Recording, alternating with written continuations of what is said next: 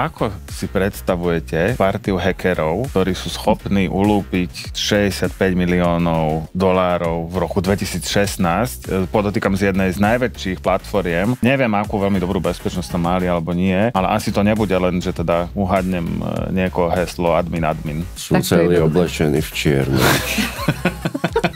A nosia také čierne kapucne a sú takí veľmi mystickí, záhadní. Ja si ich tak predstavujem.